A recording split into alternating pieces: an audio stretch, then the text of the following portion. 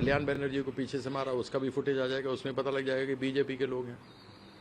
इन्हीं के द्वारा कराया जा रहा है, यही प्रायोजित है।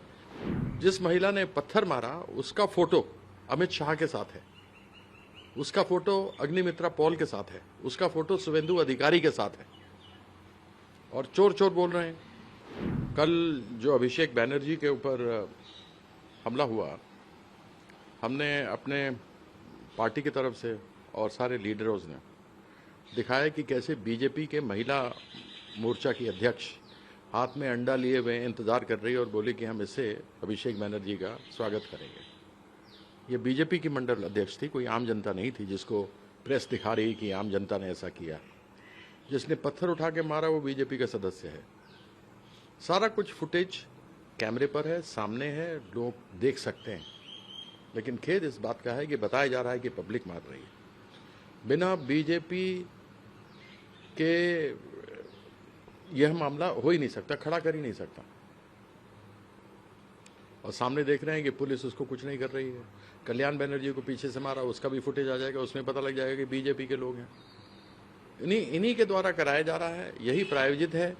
जिन लोगों ने कल मारा जो बीजेपी के सदस्य हैं, जिनकी फोटोओं के साथ, जिस महिला ने पत्थर मारा उसका फोटो अमित शाह के साथ है, उसका फोटो अग्निमित्रा पॉल के साथ है, उसका फोटो शुभेंदु अधिकारी के साथ है, और चोर चोर बोल रहे हैं।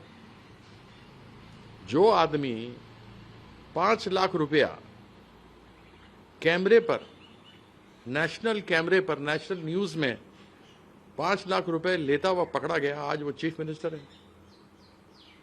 तो आप क्या बोल सकते हैं? ये बद से बदतर है। हजारों हजार तृणमूल के कार्यकर्ता या आम लोग जो समर्थक हैं, उनके घर तोड़ दिए गए, ऑफिस तोड़ दिए गए, उनके दुकानें तोड़ दी गई, उनको घर से निकाल दिया गया, उनके घर पे कब्जा कर दिया गया। मैंने डीएम और एसपी को चिट्ठियां लिखी हैं कि इन लोगों को स्थापित कीजिए, क्योंकि यह चाहती, हाईकोर्ट ने कहा, आदेश दिया है। बीजेपी का क्या कहना? आप सब बीजेपी की बात करते हैं कि बीजेपी की तरफ से प्रश्न पूछ रहे हैं आप। बिल्कुल नहीं सर। फिर आप देखिए ना, अगर वो बीजेपी के लोग नहीं कोई और हैं तो मैं राजनीति छोड़ दूंगा। जो अभिषेक बैनर्जी वाले में हमने दिखाया है वो दिखाइए, जाइए ना। सब प्री प्लान था, सब टोटल प्री प्लान। लोग को मालूम है वो प्रोग्राम देते हैं, उनके लिए कोई सुरक्षा नहीं। हमारे लीडर हैं लोकसभा में, 3 बार के सांसद हैं, हमारे जनरल सेक्रेटरी हैं ऑल इंडिया तृणमूल कांग्रेस के। कोई छोटा मोटा कद नहीं है उनका। इसका अंत सर कहाँ होगा? क्या अपील है आप लोगों अंत तो यही है कि बीजेपी बोलती है जीतो बाय हुक और बाय क्रुक, और जीतने के बाद छोड़ दो। इसके अलावा तो और बीजेपी ने किया नहीं। कहां से? मुझे आप एक चीज बताइए, इतनी सारी जो समस्याएं देश के अंदर बढ़ रही हैं, नीट के ऊपर कभी किसी ने कुछ नहीं कहा। सीबीएसई का एक बच्चा निकाला है कि कहां क्या गलतियां हैं, त्रुटियां हैं, कैसे हुई हैं, लेकिन कोई नहीं और निकाल पाया। ऐसा कैसे हो सकता है? अब सीईयूटी का क्यूट का हुआ था कल, उसमें देख लीजिए क्या हाल हुआ। 89 लीक्स हो चुके हैं।